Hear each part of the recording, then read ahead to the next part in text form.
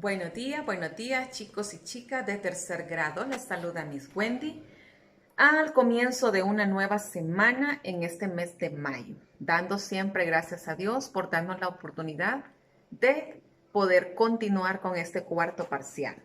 El día de hoy con nuestra clase número 4 con el título Los conservadores y los liberales. Así que les doy una cordial bienvenida a esta clase del día de hoy. Y antes de comenzar, quiero que se ubiquen en su libro de tercer grado de sociales en la página 148. En la parte donde dice exploro, dice completa la biografía de Francisco Morazán, porque es precisamente de este personaje que estaremos mencionando cosas importantes.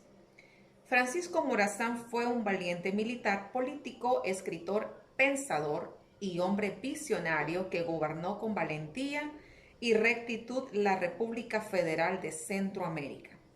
Nació en la ciudad de Tegucigalpa, departamento de Francisco Morazán. Él, cuando nació, si ustedes recuerdan, vimos recientemente las fechas de cuando nacieron estos personajes. Y ustedes pueden contestar ahí en esa línea que Francisco Morazán nació el 3 de octubre de 1792, para que vayamos resolviendo poco a poco su libro. Vamos a comenzar mencionando, tenemos ahí en la pantalla, liberales versus conservadores. Hace muchos años, nosotros recuerden que somos un país democrático, donde se aplica, ¿verdad?, lo que es el voto para poder elegir a nuestros gobernantes. Si se hace de otra forma que no sea por medio del voto, a eso se le llama una dictadura.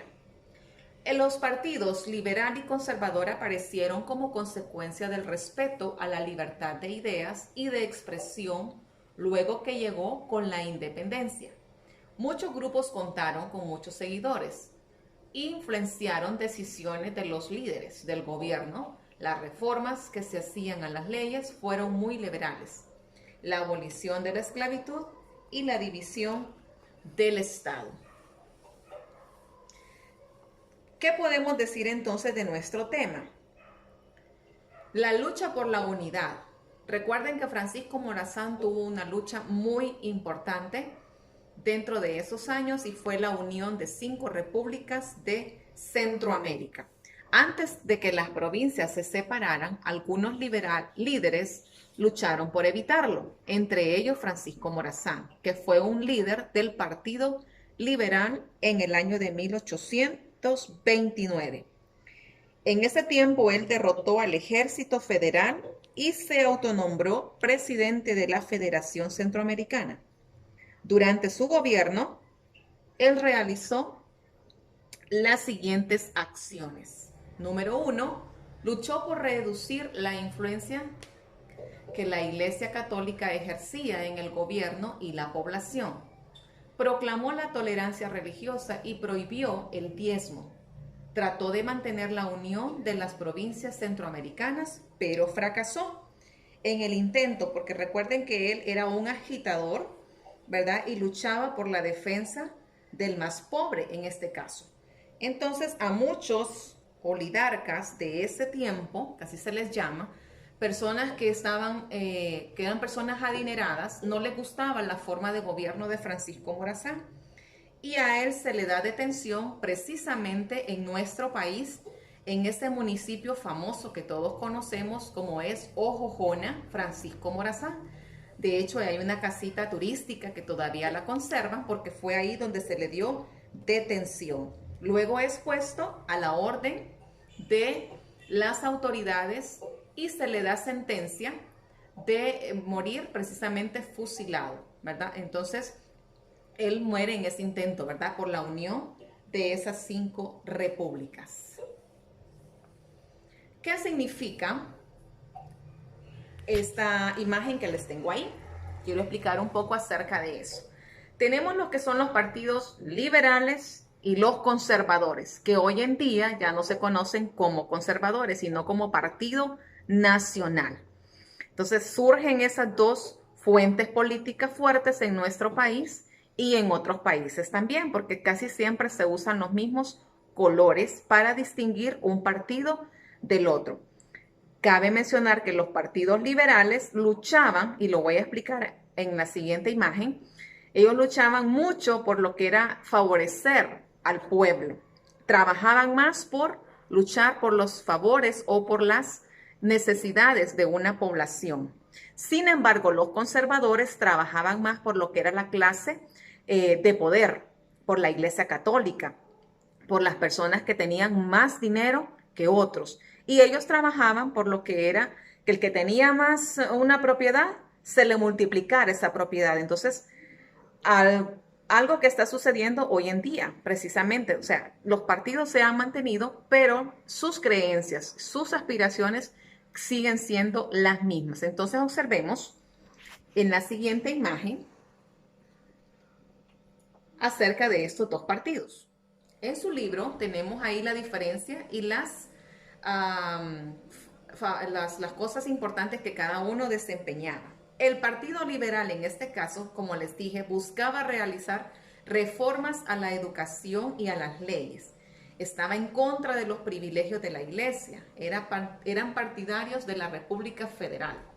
Sin embargo, el Partido Conservador o Nacionalista favorecía a la Iglesia Católica y a los grandes propietarios de la tierra. Se oponían a la libertad de creencias y se oponían fielmente a los cambios de las reformas. Dos presidentes que son muy famosos en nuestro país, presidentes liberales, uno de ellos es el señor Marco Aurelio Soto, que es el que sale en nuestro billete de 2 lempiras. Marco Aurelio Soto promulgó la Constitución en 1880. A él se le atribuye el impulso de la educación gratuita y laica y obligatoria. ¿Qué significa laica? Que todos tienen derecho a recibirla sin pagar un centavo a la institución y que pueden escoger cualquier religión que más les guste. Ahí no era obligatorio que fueran católicos y es ahí donde surge también la iglesia protestante o evangélica. Luego fundó el colegio El Progreso en el Instituto Nacional Central de Varones, en Tegucigalpa. Creó también la Universidad de Occidente, fundó la Biblioteca Nacional y el Hospital General. Declaró a Tegucigalpa como capital del país y creó los departamentos de Colón e Intibucá. Reparó líneas férreas, introdujo el telégrafo y se instalaron las primeras líneas telefónicas. Tenemos también aquí al presidente Luis Bográn, ¿verdad? Luis Bográn también estuvo gobernando por el año 1883 hasta el año 1891. Y también a él se le atribuyen grandes logros. Tiene varios, pero quiero mencionar dos muy importantes.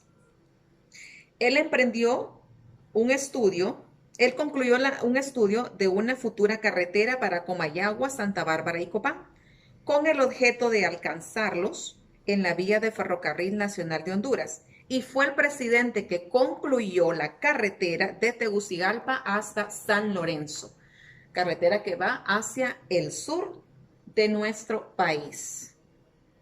Otros presidentes importantísimos en lo que fue la reforma liberal fueron el primero que tenemos aquí, que es el presidente Policarpo Bonilla. El segundo, que es un presidente también importante de la historia y que aparece precisamente en el billete de 500 lempiras, llamado Ramón Rosa. El siguiente presidente, que es Terencio Sierra. El cuarto, que tenemos en la parte de allá, que se llama Ponciano Leiva. Tenemos también al señor Juan Ángel Arias. Y por último, uno de los que fue muy revolucionario también, el presidente Manuel Bonilla. Todos ellos de corriente liberal.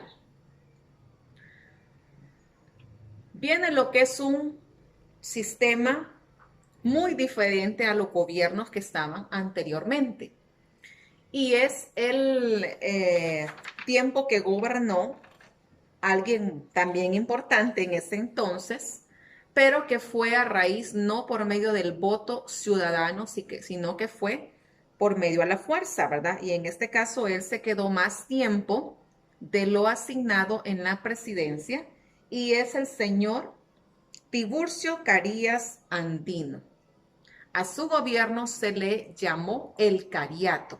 Y lo pueden ver ahí en su libro y vamos a dar lectura un poco a eso, que dice que en el año de 1933 asumió la presidencia el nacionalista Tiburcio Carías Andino.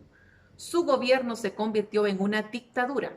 Esto significa que el gobernante no respeta la Constitución y permanece más tiempo del que establece la ley. Él tiene todo el poder, gobierna sin tomar en cuenta las opiniones o los derechos de los ciudadanos. La dictadura de Tiburcio Carías duró desde el año de 1933 hasta 1948, bastante tiempo. A este periodo, como les dije, se le denominó Cariato. Entre las obras y disposiciones realizadas durante su administración está la número 1, reducción del sueldo a los empleados públicos. En vez de aumentarles a los empleados, él más bien reducía, ¿verdad? Y beneficiaba a lo que era la clase de poder. También tuvo algunos logros, como fue la obtención de préstamos otorgados por bancos estadounidenses para amortiguar la deuda externa del país, la finalización de las guerras civiles, la modernización y profesionalización del ejército, mejoramiento del servicio de agua potable, controles para prevenir el paludismo, que en ese entonces era una enfermedad como hoy en día estamos padeciendo el COVID-19. A este presidente le tocó lidiar con lo que fue el paludismo en las compañías bananeras en la costa norte. Todas estas personas que trabajaban, todos los obreros que trabajaban en las compañías bananeras, en la Standard Fruit Company, ellos padecían de esta enfermedad a raíz de muchos zancudos. Recuerden que en esas zonas son zonas pantanosas y se reproduce mucho lo que es el zancudo. En ese entonces, la enfermedad del paludismo, que podríamos denominarla hoy en día como el dengue también, ¿verdad? Entonces, esas enfermedades no son nuevas, pero sí se les ha llamado de diferente forma y ya, según han salido vacunas, se ha ido disminuyendo esas enfermedades, pero en algunos casos ha tocado que en ese entonces, por ejemplo, en el del paludismo, muchos obreros murieron a raíz de esa enfermedad, ¿verdad? Y hoy en día tenemos lo que es el COVID-19, la enfermedad que estamos padeciendo a nivel mundial en este momento. Entonces, el señor Tiburcio Carías Andino tenía una fama muy peculiar. Él tenía pensamientos. Y uno de los pensamientos lo tenemos ahí, que dice que si usted no respeta, no tiene derecho a exigir respeto. Él exigía su propio respeto, se hacía su voluntad y no tenía derecho nadie a llevarle la contraria. Por eso se le dice que su gobierno fue una dictadura. En la página número 151 de su libro, ya les he resuelto yo los ejercicios para que ustedes escriban. Y dice el primero: rodee con rojo las expresiones que explican las reformas impulsadas por los gobiernos liberales. Una de ellas fue la educación gratuita, laica y obligatoria, la introducción del ferrocarril y la declaración de Tegucigalpa como capital del país. Luego tenemos un pensamiento de lo que es el testamento. Uno de los pensamientos importantes, una frase en otras palabras, que es parte del testamento que dejó el general Francisco Morazán, dice textualmente: declaro que mi amor a Centroamérica muere conmigo. Excito a la juventud que es llamada a dar vida a este país, que dejo con sentimiento por quedar anarquizado y deseo que imiten mi ejemplo de morir con firmeza antes que dejarlo abandonado al desorden en que desgraciadamente hoy se encuentra. Entonces ahí les pide que ustedes reflexionen un poco, pero se los doy ahí porque solamente quiero que hagan este que está aquí. donde ustedes tienen que escribir una pequeña carta a los actuales o al actual presidente, el abogado Juan Orlando Hernández, que es de la corriente nacionalista. Entonces van a escribir de qué manera ustedes o qué les pueden aconsejar de cómo podrían lograr la unificación de la región de los países centroamericanos, que era el sueño precisamente de Francisco Morazán. Y así también contestan la última pregunta de este libro. Chicos, tengo la asignación para ustedes de esta semana con un valor de 10 puntos. Cabe mencionar que ya falta poco por evaluar. Van a subrayar en su libro lo más relevante del tema según lo que aprendió en esta clase de hoy, según lo que yo acabo de explicar en las páginas 148, 149 y 150. Tomen su marcador resaltador y de esa forma trabajan.